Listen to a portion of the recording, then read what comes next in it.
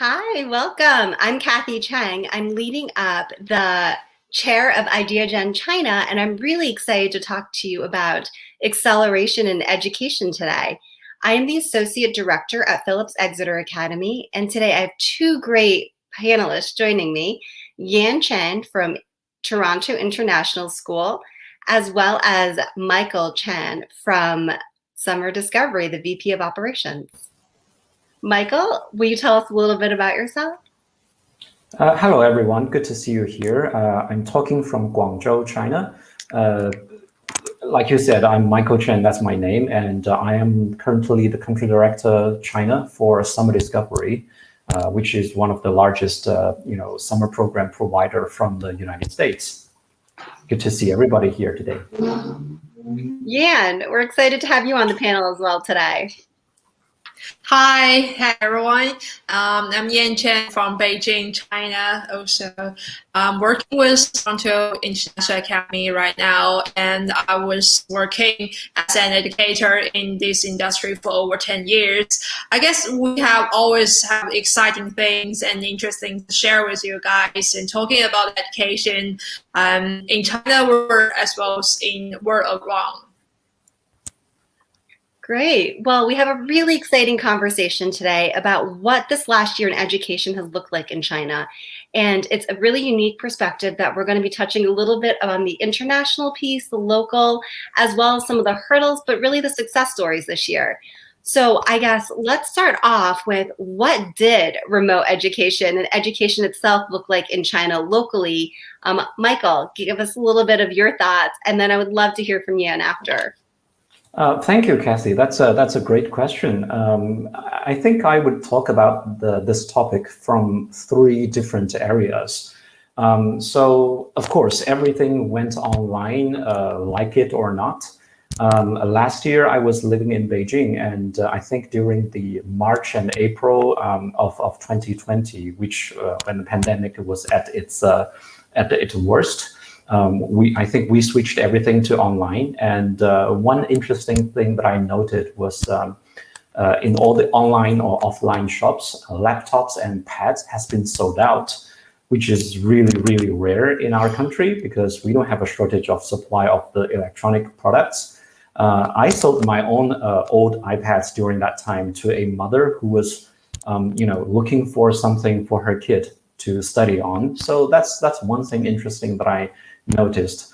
But I want to go back to something more serious. So in China, we have large cities and small cities, countrysides, and those remote and underdeveloped areas.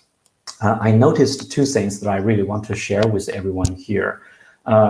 One thing is crowdfunding to rent community study spaces. So this happened in many large cities like Beijing or Shanghai or Guangzhou, where I'm living now.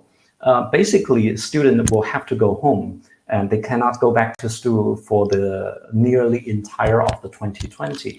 But when you're staying at home alone with yourself, the atmosphere of study is not as positive as when you're studying with your peers in school, especially for those students who have to do Gaokao last year in June. So I noticed one thing that is really interesting.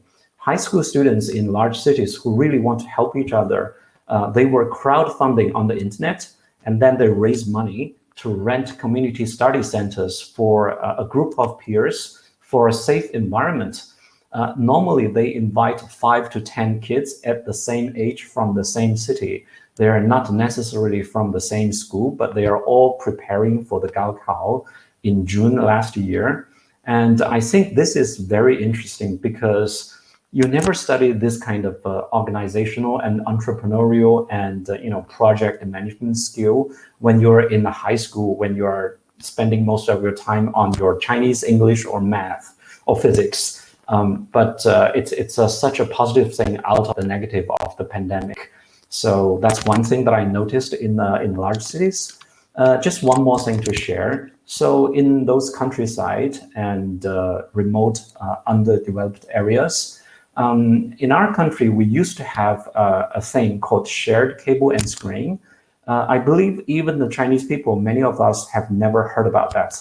So basically, that's initiative by the Ministry of Education to try to connect students in poor or remote areas who do not have access to the highest quality of teaching by using internet and a large screen in their classroom. So they have access to teachers from, for example, Beijing or Shanghai, and bring them the latest teaching methods. So that's what we call shared cable and screen. During last year, there is a huge speed up of such initiative, and many schools in the countryside have this infrastructure built up, like internet and the large screen, so the students can stay in their classroom but listen to the teacher from a lot of tier 1 cities and bring them the latest teaching methods. And also the teachers from the remote areas can learn from this process and start to train themselves and try to improve themselves to be as close as to the ability of the teacher in tier 1 cities. So that's two biggest things that I noticed in last year during the pandemic locally. Kathy? That's wonderful. Thank you, Michael. And for those that are unfamiliar with Gaokao, can you tell us a little bit about what that is and what that looks like? Yeah, it was a very dramatic year last year, and the pandemic really affected everything and every industry. But it just like the SARS pandemic in 2001, all the schools and from primary school and middle school and high school, they are shut down, and students have to stay at home and having class. But Chinese Ministry of Education organized everything, and they were use the TV and also radio to launching the course to each of the students at home. But the time going to the last year, and when the COVID-19 coming, all the students back to home, but luckily we have the high technology and they are going online, and right now they have so many choices online. So the online system and online course is just booming in China. It's creating a brand new industry in China, and that's very interesting thing. And because they are part of education industry. And also another thing I found is interesting is that when the pandemic is almost nearly ending in China, and it's turned to this year, and the Chinese government is start to they are setting some rules and policies for the online education and companies, and they are hello. Hi, Kathy. Can you still hear me? Because I see your questions. Hello? Yes, I can hear you. Yeah. Sorry. Let me just continue. The interesting is like last year, the pandemic created a brand new industry, just booming in China, but it's going to it passed on this year, and the Chinese government start to creating some policies and also the structures, and there's some the technical security rules for those companies to control the education quality. They're starting to testing them, like how is the real education, how you can attract the students for more than 1 hour course online. They just screen to screen, and you're not really face to face with students. That's very interesting. It looks like we have used a high tech method to solve the problem and helping students to getting moving on and the education. But in this year, when the pandemic is nearly finished, and we seems like we are flowing away.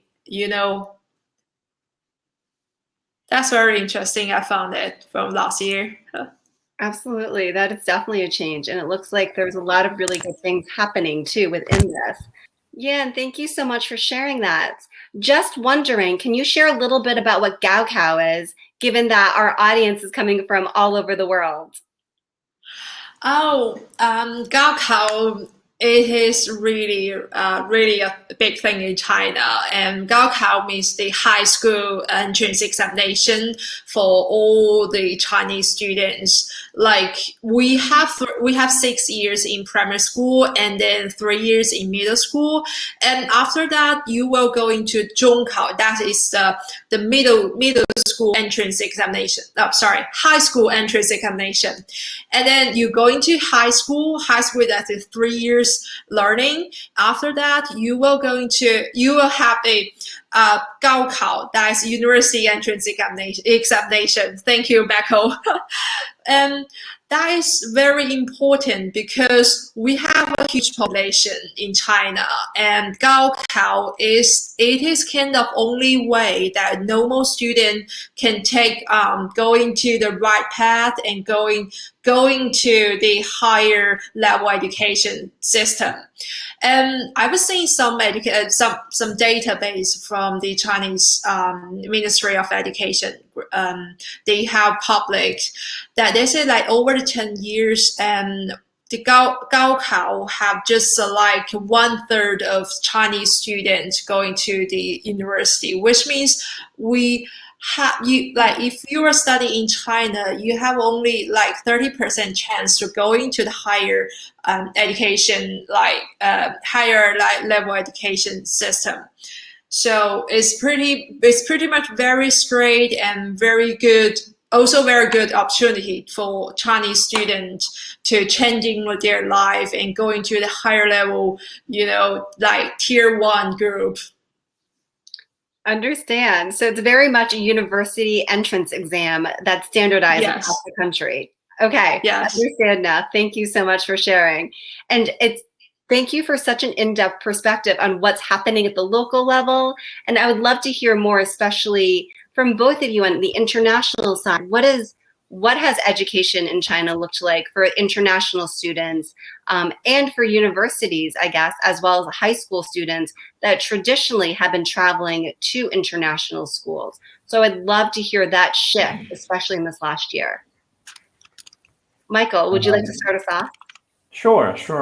Thank you for the question. And I think compare with the local students who study locally, the international students, not the international students, but Chinese students who's supposed to go internationally and do their high schools or university degrees outside the country. So they are facing more issues, I guess. I think in the beginning, everybody would stay at home and started online using Zooms and other similar platforms. However, we all know that the overall experience of online learning was not really positive because you're siloed, you're alone, and there's just a lack of interaction. And there's other difficulties and issues that the students, US or UK, during this summer, but they have to do it online this year again. And for Chinese kids who live in China currently, many of our programs were offered at 1 o'clock in the morning to 3 o'clock. So you have to stay up really late, or should I say really early? So that's one big challenge. And of course, for younger kids, they have to facing the issues like self-discipline. How do you keep yourself motivated and pay attention to your teaching stuff when you're alone in your room facing just a screen and a microphone and maybe a webcam with nobody else sitting around you? So I think they have these issues. But there's also another thing that people don't really talk about, but recently I discovered that I really want to share with you, and I find it really interesting and something to think about. So I was in a international student internet forum recently, and I was listening to the discussion of Chinese students who's supposed to go to the UK or Australia or USA this year, but was unable to go. Sometimes it's the teacher or professor from the university who are unable to manage their online timing, not the student, because the students are a younger generation and they are a lot more familiar with computers and online stuffs. sometimes they stay up late just for gaming, right? So the students in this forum, I noticed that one of the top issue is the teachers and professors were unable to follow the schedules and syllabi they created by themselves. And later on, many of the teaching staff switched from live broadcasting to pre-recording, which made the online learning experience even worse. And there's also a lack of communication among the teacher professors themselves because they were working from home alone. Some students complained that they received 5 homeworks to finish within one day from different teachers. So when you're studying in a real campus, I don't think any students ever experienced that. And I don't think any teacher or professor have to, learn how to teach online for such a long time.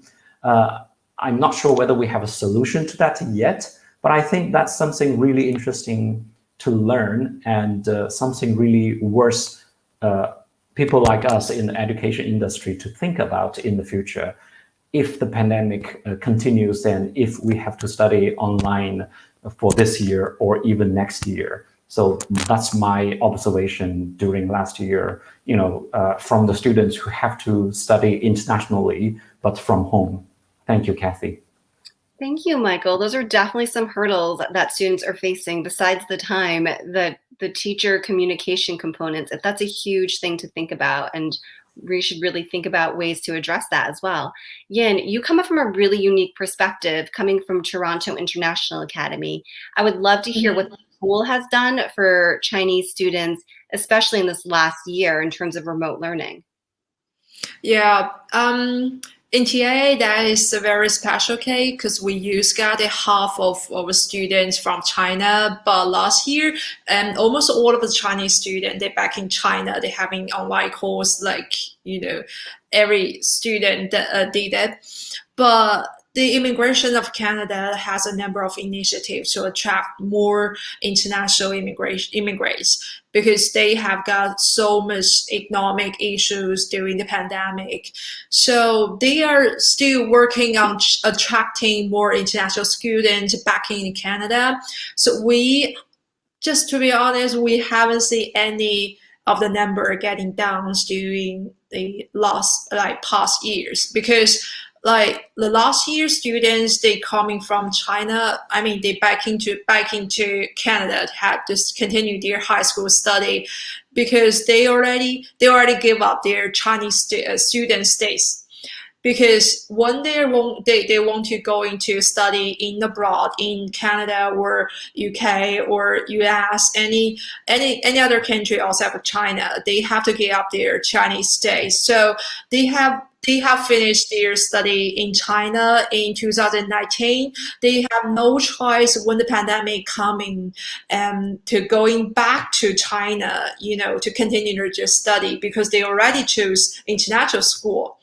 So whether they would or not, they have to go into Canada to study. Even I know some of them, they went to Toronto and they just stay with their homestay family and having the online course.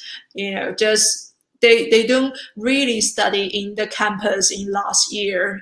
Even they're living in Toronto, but just having online course with our tutors and in Toronto. I mean, but this year we had April and July semester. The number of students are just the same as last year from China. They are kind of the numbers slowly getting up, better than last year, but I don't see any changes because all the students, they come from China. They decide to study in Canada because they want to immigrate to Canada. So that is very important important thing. But also, I have heard some stories that students, they are applying for high school study in UK or US. They were changing their mind, change to study inside of China, some international schools in China. Wow. So definitely a shift to more international schools remaining, or international students that would have gone abroad remaining in China. That's Yeah, makes it a lot really of, depends on the countries. that makes a lot of sense, especially given that you cannot leave the country right now or enter some of the countries. One of Mm-hmm. the other stories that I've also heard of what international universities are doing is that they're finding local university partners and delivering education on the ground in China.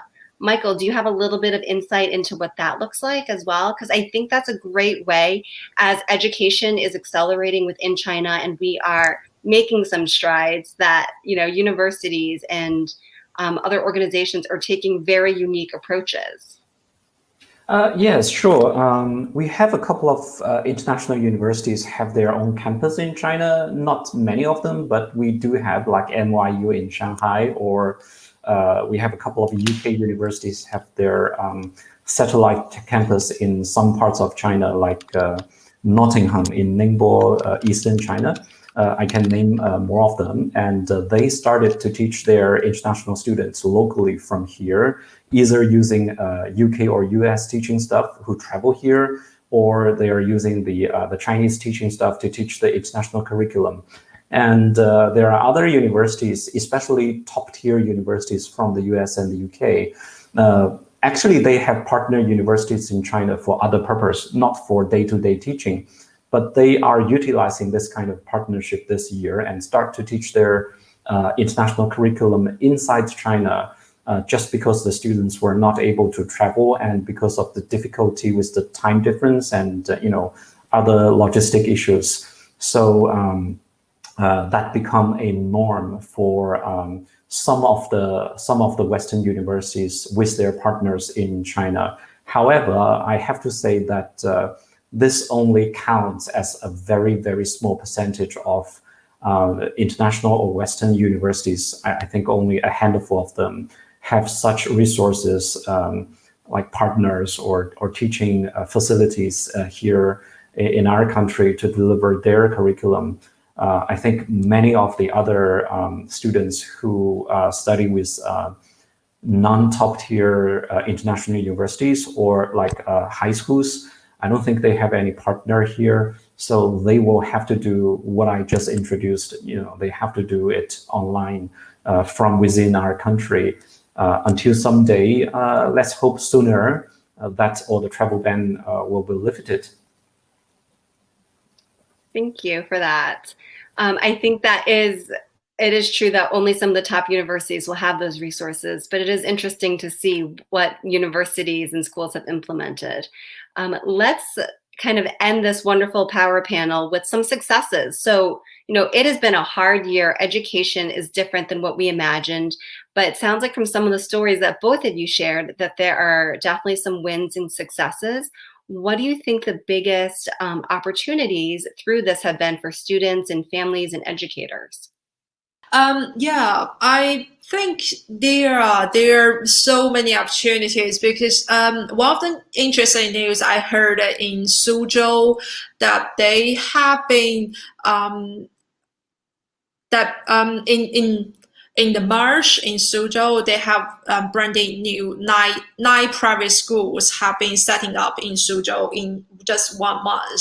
So this in China is not only the pandemic and we lack for the foreign teachers in China and also the good education resources because the international travel restrictions and they cannot get into China, but also and because the population is changing and we have so many we have more but we'll have more freshmen from the primary school and also have large number of students to allocate it in different level of schools. And there are so huge opportunity for educators going to China. It's kind of like shaking the resources at different schools. They are changing the education system, and some of the school they used to just teaching A level or AP course. They're like a training center for the student. They just getting the state getting their scores and then apply for the university and go abroad to study. But right now, they more concerning of like OSSD course, which is the Canadian high school course, and also the GCSE comparing with A level as the whole UK package for the Chinese students. So I guess maybe this is the best time for like more educators and from UK or US and also from Canada. They're going to China to have more cooperation projects. Even not it's not for starting this year, or they are definitely going well in last year, because the pandemic it just a period, it gonna be finished.